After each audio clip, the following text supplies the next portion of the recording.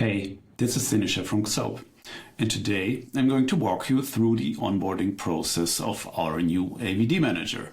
Let's go! If you haven't done it already, go to xoap.io and register for your free account. As soon as you've done that, you can switch to your personal workspace, and then on the left side here in the menu, you will find the new AVD Manager. And now let's go together through the onboarding process, which is, from my point of view, a very simple one. So the first thing you have to do is to run a script against your Azure subscription, which enables us to gather information from that subscription and show it here in the front end. So if you like, you can preview the script, have a look, understand it. But what I'm going to do is now I'm just going to download that script and switch to my Visual Studio Code. So here it is. And what I'm going to do now is I'll just run that. So it will assign you to Azure. You can close that. And then you will be asked to select the subscription you want to use. So in this case, I'm going to use my AVD demo subscription, hit enter. And then it will create a service principal, give it the user rights we need to gather the necessary information. So take a few minutes, hopefully not too long. And in the end, you will get the service principal information like the application ID, subscription, tenant, and the secret. And this will then be used to put that into XOAP as a connection, so that we can basically, like I said, connect to the subscription. Let's wait a second. All right, here we are. So we got the necessary information. So I'm going to put that on my second screen and click here on next. And now I can add a new Azure connection, select service principal, give it a name. I'm going to skip the tags for demo purposes. And I'm going to just integrate everything that's needed. So app client ID comes here. Then we have the tenant ID, the client secret, and the subscription ID. So if I entered everything correctly, I can test it. Connection verified successfully, that's good. So I'm going to click on confirm. And now we are already on the last step on the verification of this connection. So just run a check if everything is as expected. Sometimes Azure needs a little bit of time to propagate all the permissions correctly. So you might have to check it maybe a minute or two later to be successful. But in this case, everything is fine and we can start building.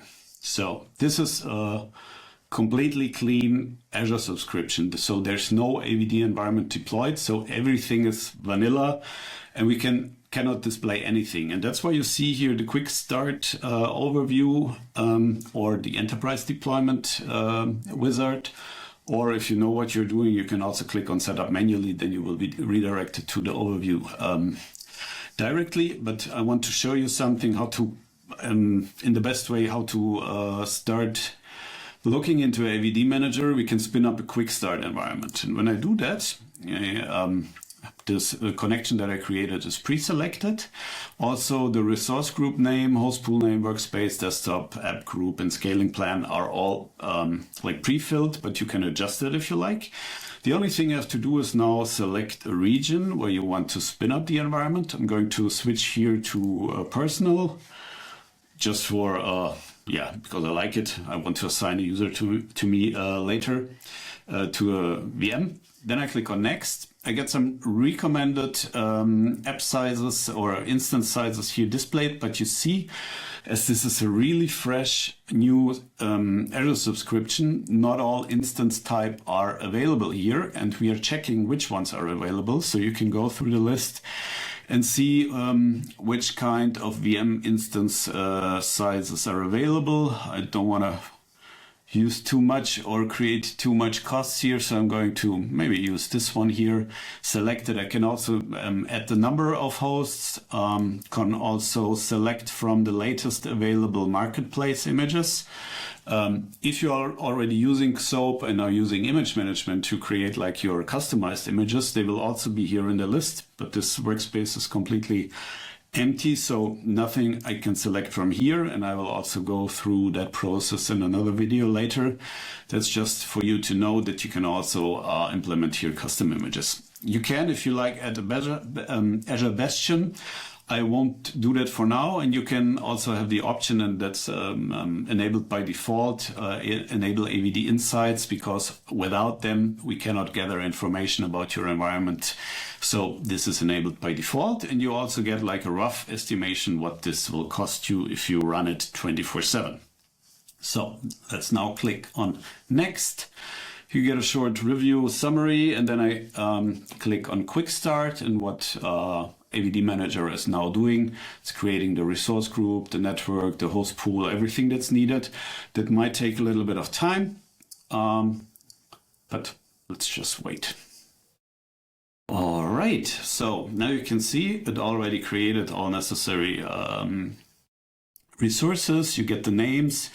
You also get like a pre-created administrative password that you can save into parameters area of XOAP, or you can just copy it or forget about it, because in most cases you don't need that.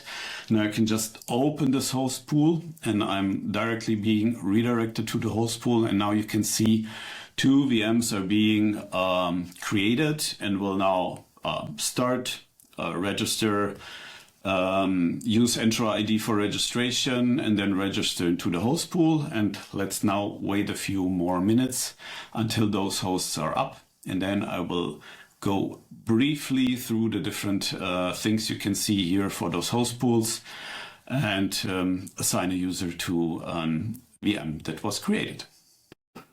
All right, welcome back. So both hosts were created successfully and added to the host pool. You can see it here with the available button. Now let's go a little bit into the details. Not too deep, just a rough overview for you where you can find what. So you can get into the action details here of a host.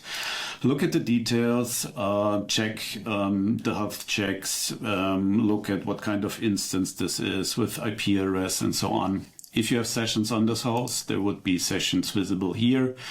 You also can check the configuration, adjust friendly name, things like that. You can also see how our agent updates are configured. This is basically done on the host pool level. So I'm going to close that. Inside a host pool, you can have the overview of sessions. Nobody's currently logged in, so nothing to see here. We have auto scaling, which you can configure here. So an example of how auto scaling is done here with ramp up, peak, ramp down, and off peak times, as well as additional triggers and an overview of the estimation how many VMs will run during a specific time. We also have an image area here where you can define a custom or a standard image. You can actually go here, set this as host pool default, and every additional VM that you will add will be using this image, or you can also switch over to another one. And you can see here the previous image is saved, and if something goes wrong during your image rollout, you can also easily roll back. But you can also do that directly after you changed something. You can scroll down here and start a rollout of all images, or you can do it during a maintenance time. And what you can also do here is during rollout of the new images, you can also adjust the instance size again. So if you figure out VMs were too big or too small in the beginning, you can adjust it here accordingly. Like I said, also maintenance window here that can be defined for different kind of time frames, and you can also run maintenance tasks here directly. We also have profiles and apps here. So if you created or assigned AppAttach or MSIX packages to those host pools, you will see them here, as well as publish remote apps if available. And you can also configure FSLogic's configuration for the host pool. So what you can adjust is like what is the storage location, what will happen when profiles are deleted, things like that. And you can also define a specific FSLogic version that should be available on those hosts, or also use always like the latest. And then we have an automation part. So based on triggers that are available here in this main automation title tab, like when a host starts, when a user logs off, when maintenance has started, you can also start specific scripted actions from our platform management. So if there's a need to automate more than we are currently giving you access to with the AVD Manager, that you can extend this to your own needs. For the people that already know a little bit about XOAP, we also have a XOAP connector, which can be deployed on the host, that enables much more operational capabilities, like running scripts, running commands, running queries against those things, and also installing application against host pools or hosts. Then we have an activity log where you can see basically what is being done by a user. And we have host pool settings here. I think most of you guys will know what can be configured here, where you can go through the different kind of types of configuration items and configure them here. So that's just a quick rough overview of what is possible here. If you want to remove this environment that we just created, like the quick start, because you just wanted to test a little bit how our AVD Manager works, you always have the possibility to remove the quick start environments with one click. You can run them multiple times, so you can add also more than one environment, but you can just go here to remove environment, select the one that you want to remove, and you have to specify the name of this so that you don't accidentally remove something. Click on delete, and now this environment will be torn down again. So you will have a clean state of resources in Azure. And that's it for the first overview of how to test drive AVD Manager from your side, how to get it running, how to spin up an environment, how to get rid of it. I hope it helps. Have fun. See you next time.